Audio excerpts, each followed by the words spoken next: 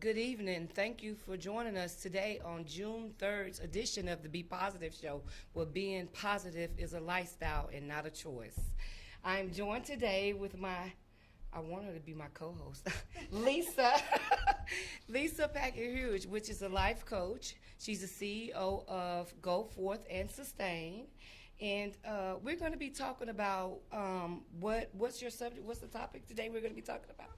The topic we'll be talking about those voices unheard, Okay. those voices for the homeless and ex-offenders, Okay. how they're transitioning back. So I am the voice for those voices that are unheard. Okay, so that's what Go Forth and Sustain is. It's a LLC that represent those who don't have a voice. Actually, Go Forth and Sustain is a holistic life skills program. Okay. A nonprofit organization for ex-offenders.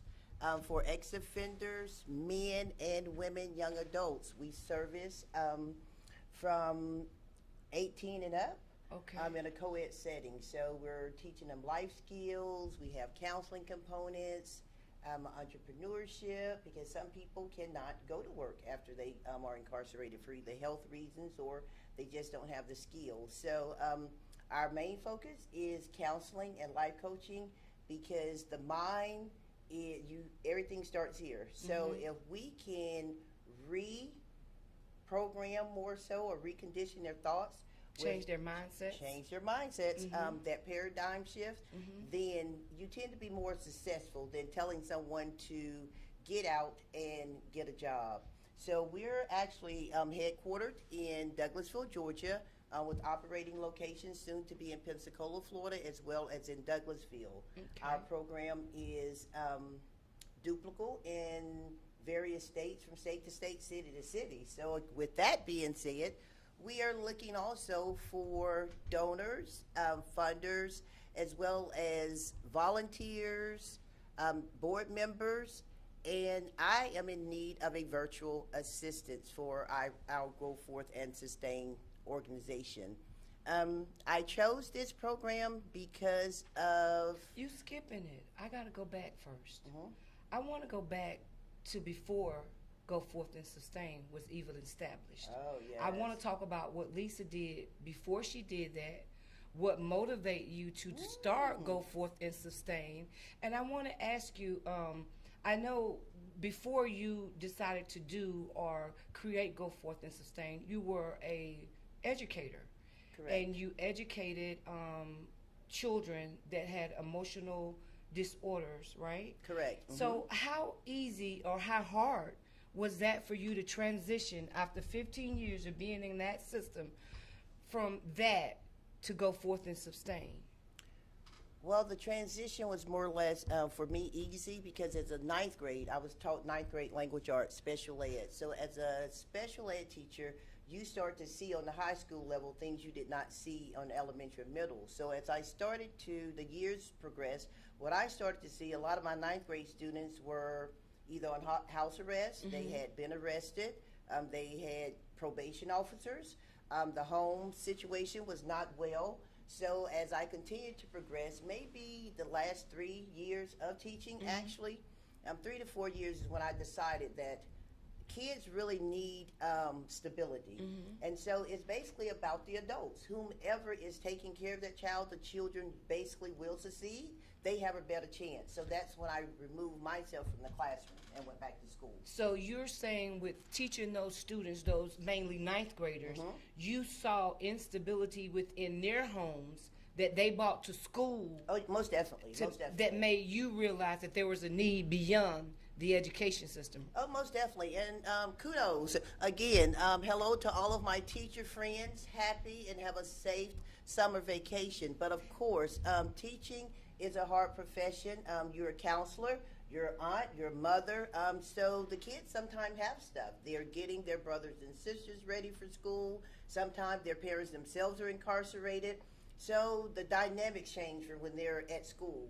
Some of the kids are in gangs. So, of course, Georgia was different for me because I come from Florida. I've taught also in Alabama school system. So this was my first time actually first-hand look at kids actually in the classroom with the ankle bracelets. So with that being said, with the kids with the ankle bracelets, that goes back to they probably had parents that were incarcerated, so they had no guidance, and that's what brought them into the school system, seeing those people and doing the same things that they were doing. Well, sometimes, because oftentimes we think that kids that are in trouble lack guidance. That is not always true. That is not always true, because there are good parents. Parents are focused. They're attentive to their kids' needs. There are kids, I call them helicopter and submarine parents. Okay. You do have the submarine parents that are going to drop the kids off at school, and you'll see them senior year. Oh, wow. Then you're going to have the helicopter parents. Teachers don't particularly care for those parents, but I love them. Okay. They're going to hover, but they're more engaged in their child's education and life. And even those kids, they slip through the cracks. A lot of times it's peer pressure. Why do anybody do the things that they do? Yeah. I just think that a lot of kids are probably seeking out things that they don't get because the parents are not there. They're seeking out attention. That's just like someone that joins a game. They join a game because they say it's an extended family. Exactly. I don't get it, but if that's what they think in their mind, that's something that they need to talk about, and that's what you, as a life coach, that's what you do, right? Correct. And that's where my program with the ex-offenders and for Go Forth and Sustain, we would do with that life skills piece and the counseling using cognitive behavior therapy, which is actually changing one's perceptions and mindsets, their thought patterns, as well as narrative therapy, which is allowing the person to tell their own story, because that's like you and I. I'm the author of my own story, Yes. and so is you. Nobody Yes. can tell the story of Robin or Lisa better than we can. So with the combination of that and timelines, as far as start and end, you can't just put them out there and let them continue. You have to set goals. Short-term as well as long-term goals, and it's a process. And so I would like to tell the viewing audience, it's a process. If you're dealing with someone who has been homeless for a period of time, incarcerated for a period of time, it's a process. Everything is the honeymoon stages. I like to say it's about 3 or 4 stages of it. The first phase is honeymoon stage. You're glad for your loved one to be out of jail, off the street. So you're going to coddle them, so you're not really in a rush. Then maybe about 60, 90 days out, you're kind of wondering, what are they going to do? Are they going to do something? They're still sleeping on the sofa. So now how do you get them off of your sofa? Out into the world. Out again. into the world. So how do you reach these people? Is your program set up where, say for instance, you have a family that wants counseling? Do you do that? Do you counsel a family as a whole, or is it an individual thing that you do? Well, my counseling process, I do counsel individuals, couples, family therapy. So it is the entire dynamics.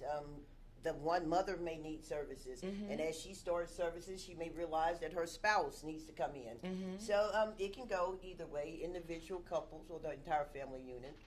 Okay. So do they just, I know you say homeless, but that's kind of broad, The homeless people don't know first of all, they don't know the revenues. They don't know the direction to go. How do you reach the homeless people? How do you let them know that you are there? There's a service that you offer. How do you know let them know that you are there for them? So one way I tend to reach the homeless, I have a partner in Pensacola, Florida, Miss Fanny Finkley with Pensacola Caring Hearts. She feeds the homeless, so there's contact there with people. Okay. A lot of times I'll go to different homeless organizations, put flyers out for the services. My friends, Tamara and Calvin Finley, they attend New City Church. They're in Union City. They are over the homeless ministry. So we're getting ready to partner and do some things in that community with the homeless. So it's more or less getting out for them and doing the work, or referrals through other organizations that know that, we can clothe them, we can house them, but she provides mental health services. Okay. You know, and so I get a lot of business that way. So do you go out, the ex-offenders? A lot of people, I'm not going to say a lot of people, but a lot of Afro-American men are afraid to say, I got a record. I don't want to talk about it. I don't need help. They think they self-medicate themselves or they try to heal themselves within on their own. How do you get them to open up so that they know that they have an issue, they have a problem, but there's a solution? Well, usually when it comes to the men, a lot of times, believe it or not, the men are brought to me through several sources. Usually it's a woman. It's a woman in their lives, children in their lives. They want the person to get some help. A lot of times they themselves have started going to church, a religious organization, and don't know where to go from there. So I connect with them on that avenue. Places... just being out in people through word of mouth. You know, I have a cousin that you may be good for, maybe good match for you, and maybe you can help. Because again, with an ex-offender, that's a process. Because even looking for jobs, now you may have to create time to fill in that gap when you've gone. So do you really know how to do that? And so you say 12 weeks. The program is 12 weeks. Who wants to come to class for 12 weeks? What are you doing? What else are you doing those 12 weeks that can kind of jumpstart your life to a more positive direction as far as getting, because a lot of times, and I'm glad you pointed that out earlier, it is the not knowing. It's basically the not knowing. If you don't know how to tap into the resources, who to connect with, it's just a lot of times you're just in the shuffle. And a lot of times we forget that there's that window statistically for reoffending, that first 3 to 5 years. So you're saying that once they're introduced back into the world, it's time to get help before they fall back into the same category that led them to being an offender, right? Exactly. Okay. Exactly. So do people? Exactly. That is just one of those things that we do tracking, because a lot of times we'll start things and then we fall off. Okay. So my program, as I said, it is 12 weeks ongoing, Monday through Thursdays. Friday is usually set aside for group or counseling. There's a graduation ceremony at the end, because a lot of times I find that when people accomplish something, they want to be rewarded. Yes. So just a little celebration to let them know that they've conquered another milestone. And then that's when you start you place them with the mentor. See, when they leave my program, then now there's another phase. Although the coursework is 12 weeks, I really have them for about a year, because they leave the program, the coursework, and then they go to the mentoring phase. Well, we seem to have a lot of ex-offenders that always have excuses. What do you do with those people that always want to blame somebody else, always want to blame it on some other facet that makes them not want to seek the help? They want to start, but they don't want to finish. Well, I've had a couple of people like that, and usually I just give a mirror. Okay. Because the bottom line is we are responsible at some point in our lives for our own demise, and only you, the individual, can do something to change that. So when the person is steady in that cycle of blame, there's longer process, because now you have to get to the root causes. What really happened? It could have been something, and really they do feel that they are not to blame for the reason. Did they wake up today and decide to be homeless? Did they wake up yesterday and say, okay, I'm going to go commit a crime and I'm going to prison for 15 years? That usually doesn't happen. It's something that has led to that. So I like to work with root causes. What happened? So you tackle it at the bottom so that it doesn't get back to the top again, right? You know about those roots. You have to stump those roots out, snatch them up, and pull them up, because a lot of things stems around what you know, leading to my why. My why for my program. I grew up with uncles that sold drugs, in and out of jail. My grandfather was in and out of jail. So jail was kind of the norm for our family. I think we it all was have not somebody It was that's a not relative, taboo for somebody to be locked up for years, not just months, for years. So that went on. But I often, as a child, wondered what would have happened or could have happened if they had some services. If somebody had said, okay, you've gone to jail enough. Let's try to see what we can do to change this. You know, so that was initiated my why. And as I continue to go and work with young adults, there is that missing piece. And a lot of times it's confiding in someone that they just know things are going to stay there. They are, the younger generation, I'm finding, is more mentally challenged and stressed than we were. I don't know if innately certain things we just took on because of our generation, but this generation doesn't do well with stress. For the most part, it's appearing to be that way. Because they don't know how to handle it. They just... Right. So when it comes to a lot of the repeat offending, that's where you find a lot of that in the younger population. Because usually after Sam for the 15th time, and he's been blessed to get out maybe after 30 years, 40 years, they usually tend to kind of sit still when they get 40, 50 years old. But when they're at that point and they're still going to jail, that's the life they've chosen. And we need to understand that, family members. When you're dealing with someone that is a repeat offender, you can only go so far yourself without putting services in place. And a lot of times, if the person doesn't want to get help, then that's where you, the individual, you have to decide at this point, where is it going to lead? Your persistence. Is it going to lead to change for them, or is it going to lead to more stress for you? Because again, it's almost like a caregiver, taking on a role as a caregiver. Yes. So when someone is introduced, let's just go through the steps. When someone is introduced to you to go through your program, what are the steps do they do? They come in, do you take an assessment? Do you find out what they were incarcerated for? Do you find out what it is that they need? How do you do that? Well, we get a referral.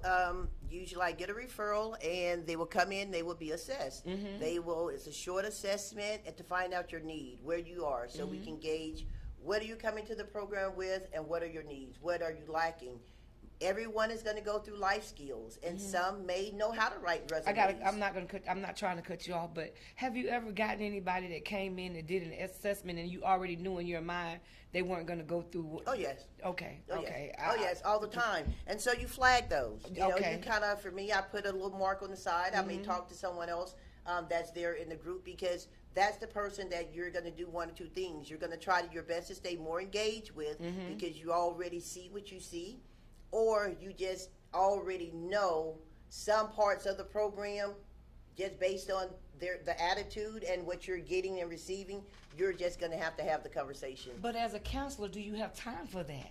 No, you can't not always. Just sit everybody. You can't just, dedicate yourself to just one person that needs. Sometimes you may meet someone and say, okay, I know this person's going to be a task, but there's something about them that I see in them that I know they can do better. Exactly. If they just got that one little niche of something that I can just keep them intrigued long enough to stay here.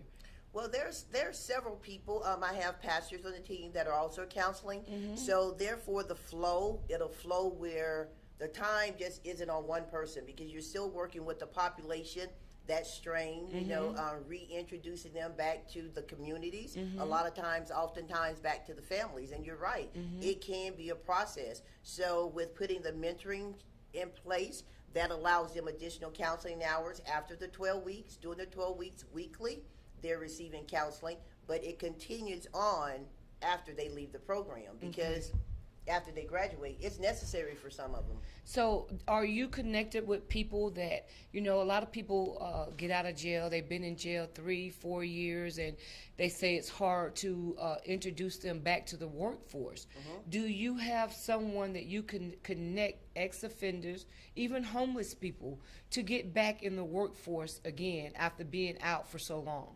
At this time, we're using the local Department of Labor forces, Escarosa and Pensacola, but it's more or less a reintroducing. So it's training. Okay. Our program provides mock interviews through our life skill program. So we will do the resume, we will do Dress for Success, we will actually sit and have actual dialogue as far as they were actually interviewing for a position. Okay. That's pretty good. So you say you help with you say from 18 to up. The 18 seem to be a little.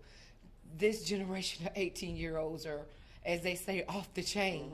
So it's hard to make them as parents. I know it's hard for them to tell them. You know, it's like when we were growing up, our parents can tell us something. We can hear it, but then we can go down the road and Aunt Sally or Miss Jane can tell us the same thing our parent told us. Yes. But we listen to them, but we won't listen to our parents. And oftentimes and I'm glad you brought that up. So therefore, that 18-year-old, you know that you're going to have some resistance. They're 18, that's the magic number. Yeah. That's the magic number for the resistance. So what you do with the 18-year-olds, you are more treating them like adults, because they are. You're allowing them to make their decisions. You're letting the parents know that they are adults. And a lot of times, my 18-year-old, 18 to 25 or something, they're usually coming as a referral. Through either aunt or church organization they're in, maybe even the a court court system, I was going to say, or probation officer. Yeah. Younger kids I've worked with as young as 13.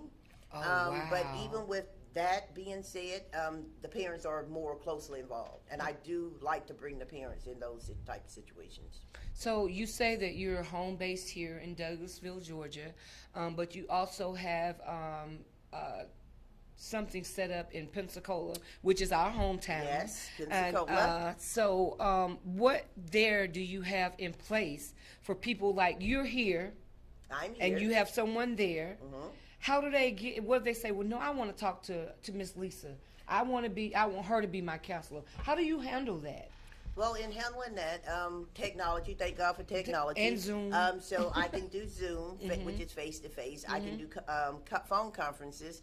And believe it or not, because of freedom and adult children, I'm usually home, now I am, at least 2 weekends a month or 2 weeks a month, so I can connect. Audrey Bowler Johnson, she was also on one of your shows previously. She and I are partnering, RX View. She's out of Tallahassee, also from Pensacola. Okay. So our premise is to create a one-stop shop for ex-offenders and homeless. Okay. So with that being said, she does the management as far as meds and talking to them about health care, why it's important to start, although you were homeless or you were ex-offender, how you now need to start these things. You need to start because in jail, they're given their meds, or they're going to be able to remember and continue that. So that's where that training comes in, and she will do that portion of it. So it's like a train. It's a domino effect. Right. You know, I help you, and I'm going to send you to this person who's going to help you, and it continues to go on until they're better and ready to take on the world again. Right. Yeah, and our ex-offenders are already down on themselves because they already feel that a society is going to look at them differently than other people are going to look at them because they've already been incarcerated. They got to reintroduce themselves. They got to make themselves known back to the world, but they got to make it right from the beginning. And that's what Go Forth and Sustain is all about, right? Exactly. Our mission is to uplift, inspire, educate, and promote mental health awareness amongst that population, and primarily the African Americans. You know, that mental health is something that I'm passionate about because people don't just wake up today and decide to be homeless, or I'm going to be a repeat offender and I'm going to do X, Y, and Z. Yeah. There are root causes. So when you can start addressing the root causes for people's behavior, a lot of times things do start to pan out. You have to, it's like chess. You're gambling. You know, strategically moving. You know, a casino wheel. You know, Yeah. you're pulling the wheel and seeing what's the outcome going to be. And a lot of times I'm always wishing for the best, but I've realized as I've been going through the process, if each graduation, each 12 weeks, that I'm able to walk 5 to the door, then that 5 is. Do y'all have a graduation ceremony? Do y'all have a ceremony where y'all celebrate those people who go through the program? Yes. That's pretty good. We will definitely be having graduation celebration. Any types, whether we call them a graduation or some kind of tea, because I just think the celebration part of it, where they can invite friends or families to show, listen, I've accomplished this. I made a step. Yeah, and it's kind of hard. And you say the homeless because me, myself, a lot of people don't know this, was homeless myself for 3 years. And it's kind of hard to go and talk to somebody about being homeless because you're ashamed. You're like, what are they going to say? Are they going to judge me? But I realized that when I started talking about what it was that I had an issue with, that's when I started moving forward. And it's hard for some people, and some people it's not so hard for. Right. But it was really hard for me. And it is really hard because it's a private matter, and oftentimes women especially, it's always assumed women will not be homeless long because they can go to sleep to a girlfriend's house or mother's house or whatever. Unless they're not prideful always like me. right, and that's not always the case. And a lot of women are prideful, so we're not going to tell people our business like that. So when you can step forward and say, hey, it happened to me too, it does help the next person. I tell a lot of stuff, and sometimes people think I often tell too much stuff, but I tell it because I want people to understand and to know that what you see, fabulous. Absolutely. But honey, this took work. Yes. I have not always been in this place, ex-offender still. It wasn't but his grace that kept me out of the federal side of prison. So I can't do anything now but help those that I know that are going to have a different kind of path trying to get started. Yeah, and it's always a struggle. But we as Afro-Americans always think that because we struggle different than somebody else struggle, we could always point the finger at their struggle. How do you do that? You do that because you just want to, and that's where you're judging. You're judging, and you're being cynical, and you're just being, but that's life. People are going to always, that's why that both populations, homeless and ex-offenders, it's those layers, because they're going to always, people want them to be their past. Always want them to be their past mistake. They remember when. He was on crack. She did this. But you have to give them a chance. You have to give them a chance. Look, it's hard saying, okay, I'm going to give them a chance. Because everybody wants to judge off of their opinion of what they feel, and it's already a struggle for an ex-offender or homeless person to get back up on their feet, So I just think that people need to be more compassionate. I think people need to look at, you may not be an ex-offender, you may not have been homeless, but we all have had some kind of struggles. None of us here are perfect. Exactly. And I think once people realize that we are not perfect beings, I think we'll all be better. We can't point the finger at one. That's just like a sin. Because you sin differently than I sin does not make it right. Exactly. And what I would like for the audience to understand, at one given day, 95% of the prison population can be released at any one given day. Then what? What happens to the communities? Are the communities ready for the people to re-enter? What happens to the households? Are the families really ready for the people to re-enter? So it's a different kind of exchange. It's a different dialogue, and everyone has to work cohesively together in order for that population to move forward. Okay. So if there's someone that's watching, some viewers or even listeners that are listening to us and viewing us today, how do they contact you if they need help, if they have somebody that's an ex-offender, if they have somebody that's homeless? How do they reach out to you to start the process of healing that ex-offender or homeless person? You can reach me by calling me directly at 770-276-9241. Again, that's 770-276-9241. You can go to our website at www.goforthandsustain and leave an email, or you can also email me at Grace, Grace, Grace is Lisa Tanya. That's GraceIsLisatonia@gmail.com. You can also go to the Go Forth and Sustain Inc. Facebook page. And from that page, we have now created Matters of the Mind life coaching services. And that will go under our nonprofit umbrella. So I'm really excited about that. So I want to give some quick shout outs to Juanita, who was a guest on our show, Yes. the travel diva. Chief is on. Hey, Chief. Hi, honey. Miss McKinney's, Lacey, and Miss Thomas. Thank you all for joining us this evening. And as we close out, I just want you to, if there are maybe some ex-offenders or some homeless people that are out there, what is it that you can say to them to make them understand that if they need help, you are there to help them? I would just say to them and like to encourage them or even some of their family members to just reach out.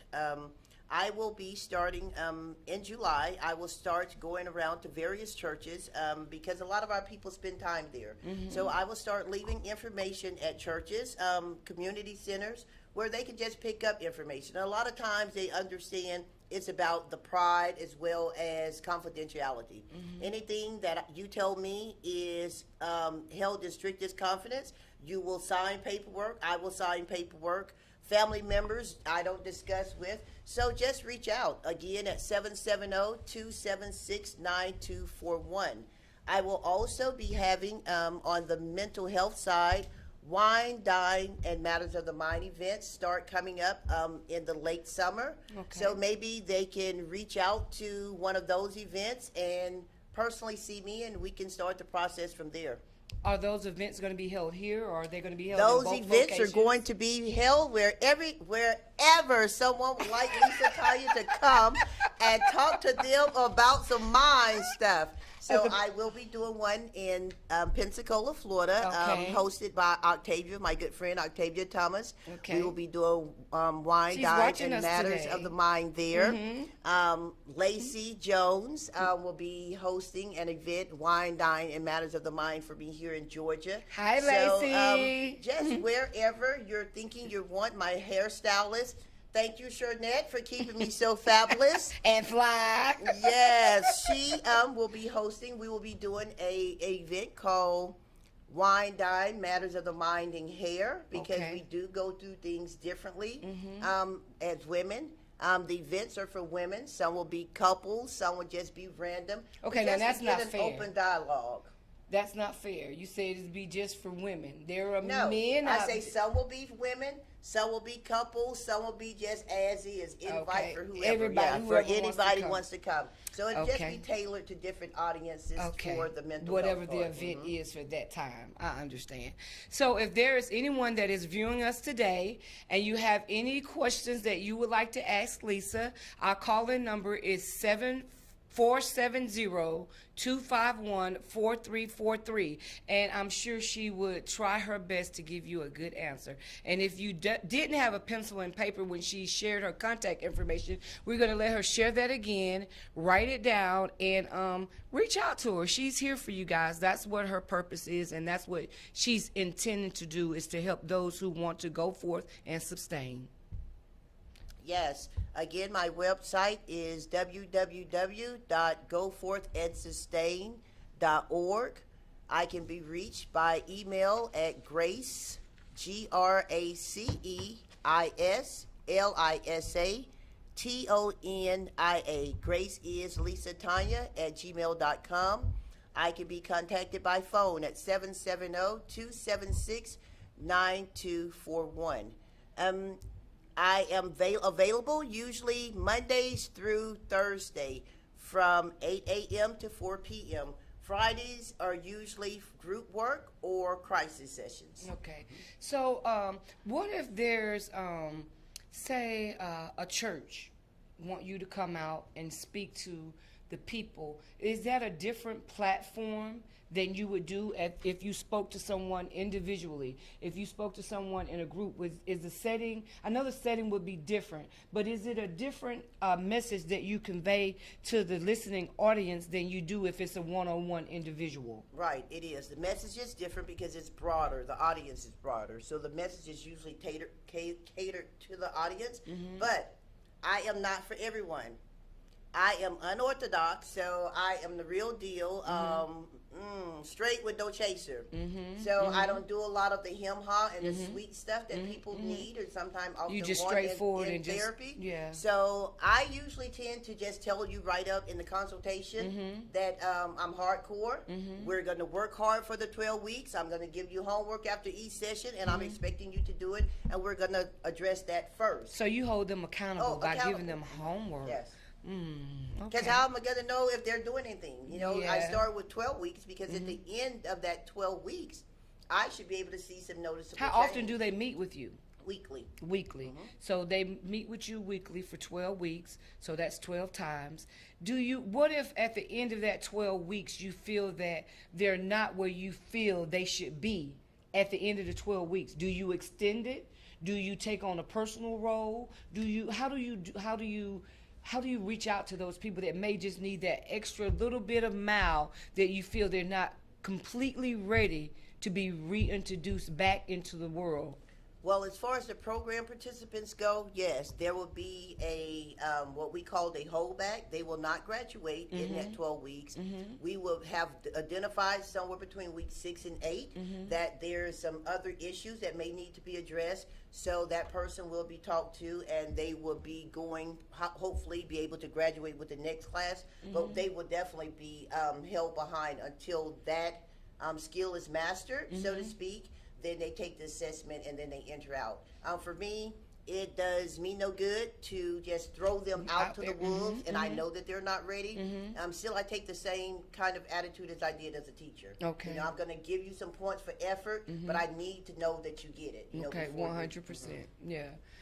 That's pretty good. You know, some people need to be walked, say, for instance, they're getting out. They need ID. I may be able to tell John the driver's license place is on Stumpfield Road in Pensacola. He can get there. But Amanda may actually need me to drive her to the driver's license place, go in the door with her, stand at the counter. You do that? Oh, we do all of that. Wow, that's pretty amazing. So it's not just you. You have other people that work we along have a team. with you. I have board members. I am creating a staff. Again, if you are interested in our program, Go Forth and Sustain, that you're interested or you know someone that is interested in providing services and helping the homeless and ex-offenders, please reach out to us because we are in need of volunteers in all areas of our program. Hi, Henry. Thanks for joining us. You know Henry Watson? He's from our hometown as well. No, okay. Well, he's joining us as Watson? well. I'm not Henry Watson. Yeah, it's he used to work with me with Coach USA. So, Oh, okay. Yeah. So a lot of our hometown people are watching us today, and that makes me feel good. That We makes me love feel you good. guys. Wonderful, too. Although we are here in the ATL, our heart is still there. So we Yes, just want you yes. guys to know that. So we're going to be wrapping it up now. Next Monday show, we're not exactly sure where we're going to be going with that, but we will be back on next Monday. And a lot of people don't know that Lisa is, a lot of people that has come on the show know that Lisa is my right, left hand person. She helps me out when time permits, when she's not doing what she has to do. And I just want to thank you. I really appreciate what you do. I don't get to tell you that often, and sometimes we bump heads, and sometimes that's why she knows how hard I am in all aspects. Yes. But it's out of love. It's so definitely I out of actually love. just want to tell you in the front of our viewers that I really appreciate you and all that you do. I don't get to tell you a lot, but I want you to know that. Well, thank you, my sister. You're Thank you. welcome. And thank You're you for welcome. having me here tonight as a guest on your platform to share with the world what I'm doing in my program. And before I go, I would also like to talk about my writing ventures. I am a contributing writer for the Real Sound magazine out of Pensacola, Florida. I have a published work called Gracefully Broken, Those Untold Stories in a Magazine. And my husband and I are now in the editing process for a book called Suicide. It happens in black families too. So just stay tuned for the things that God is blessing Lisa Tanya with. Tonight at 8 p.m. Eastern Time, 7 Central, I will be co-hosting on the Reveal the Real podcast. So this has been a magnificent year, and it's off to a great start. So tell them how to hear you on the podcast today. Do they know? On the podcast, you call in. Go to Reveal the Real podcast, and you can follow us from there. It is a call-in show. So we are on Monday nights at 7 Central, 8 p.m. Eastern Time. Okay. So, again, thank you all for joining us. We're going to be wrapping it up for the next show that's coming on, and we are going to see you all on next Monday. So thank you again, and good night.